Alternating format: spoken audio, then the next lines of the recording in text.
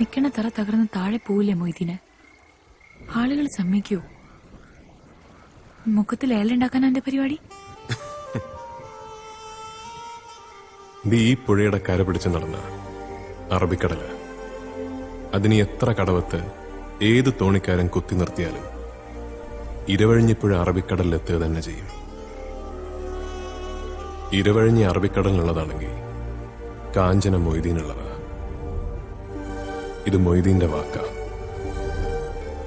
വാക്ക ഏറ്റവും വലിയ സത്യം.